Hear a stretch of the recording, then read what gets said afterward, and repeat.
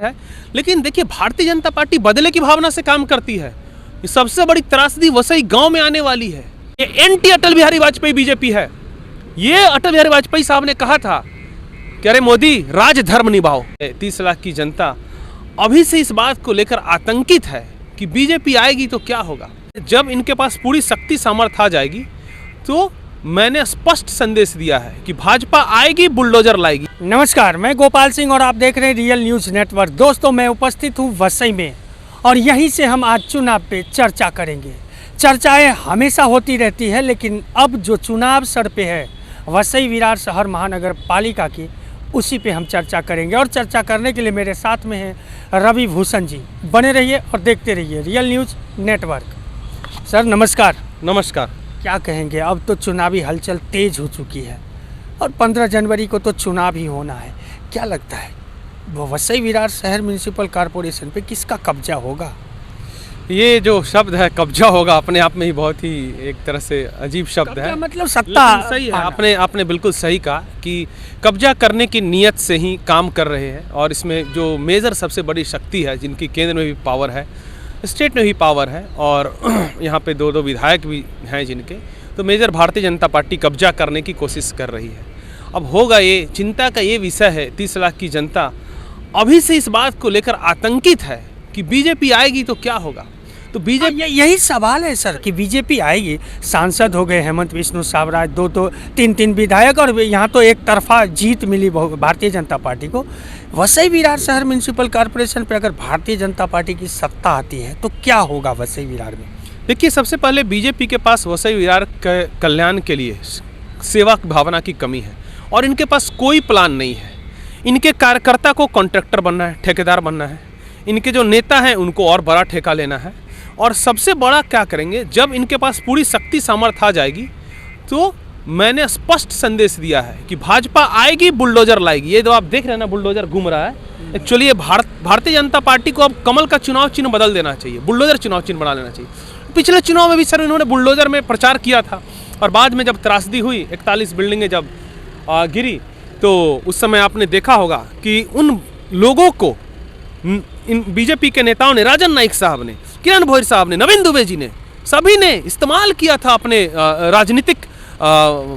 राजनीतिक कार्यक्रम में। और बाद में जब वो लोग रो रहे थे तो इसमें से कोई लोग नहीं आए। तो भाजपा आएगी और बुलडोजर लाएगी, यही होने वाला है।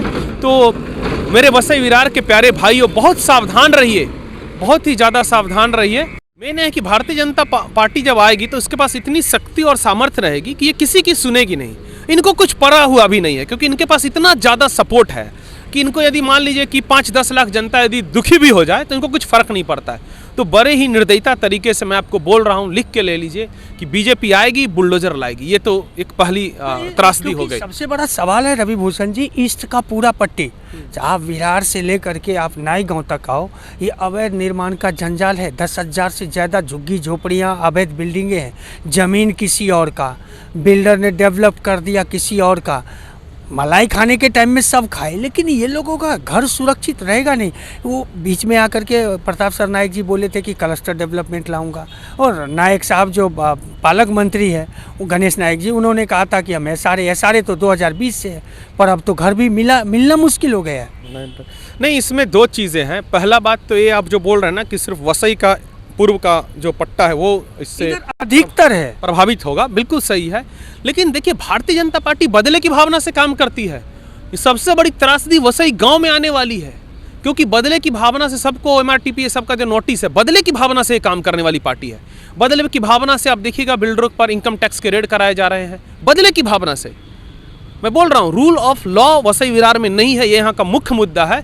लेकिन यहाँ पे और एक बड़ा जंगल राज स्थापित कर दी कि भारतीय जनता पार्टी, अब बीजेपी के कार्यालय से सब कुछ डिसाइड होगा कि किसके यहाँ बुलडोजर चलेगा। नहीं, ये मत सोचिए खाली झोपड़पट्टी में बुलडोजर चलेगा। ये बुलडोजर वसई गाँव में जो बड़े बड़े महल बना लिए हैं, उन बेचारों के ऊपर भी बुलडोजर चलेगा। जो यहाँ के भूमिपुत्र हैं उनके ऊपर भी बुलडोजर चलेगा, क्योंकि बीजेपी, सबको मालूम है सर कि बीजेपी बदले की भावना से काम करती, सेवा की भावना से काम नहीं करती है। और एक क्लस्टर डेवलपमेंट, ये सब, इनको यदि कुछ ऐसा करना रहता तो मेरे भाई 1 साल में कुछ तो सैंपल दिए रहते, 2 घर तो बनाए रहते किसी गरीब आदमी का, ताकि हमारे जैसे विरोधी का मुंह बंद हो जाता। तुम कुछ नहीं करोगे भारतीय जनता पार्टी वाले, तुम लूटोगे वसई विरार की जनता को, और 30,000 करोड़ का जो बजट है इसको लूटने के लिए तुम चुनाव लड़ रहे हो। तुम्हारे पास कोई एजेंडा नहीं है, कोई एजेंडा नहीं है सर।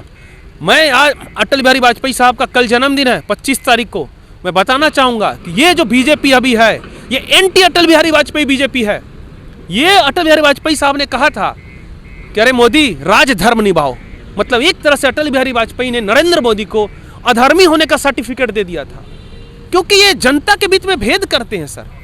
इनके लिए सिटीजन नहीं, इनके लिए सिटीजन हिंदू है, मुस्लिम है, सिख है, ईसाई है। इस सिटीजन में ये जाति धर्म खोजते हैं, तो बहुत बड़ी त्रासदी आने वाली है। तो मैं तो हाथ जोड़ के निवेदन करूंगा कि सेकुलर भारत श्रेष्ठ भारत के सिद्धांत पे चलिए। अब जैसे कि चेन्नई का थोड़ा और टाइम लूंगा, चेन्नई म्युनिसिपल कॉर्पोरेशन का आप एग्जाम्पल लीजिए, वहाँ भी 80% हिंदू है, लेकिन चेन्नई के हमारे 80% हिंदू भाई बहन बुजुर्ग, उन्होंने क्या निर्णय लिया?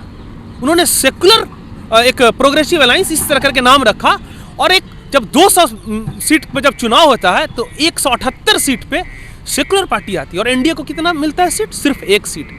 तो क्योंकि इनको मालूम है कि ये चुनाव में हिंदू मुस्लिम और सब फालतू मुद्दे पे नहीं होने वाला। ये चुनाव में सर हमें रोड चाहिए सर, हमें गटर बंद चाहिए सर, हमें रोड अच्छा चाहिए, 5 साल चलने वाला रोड चाहिए।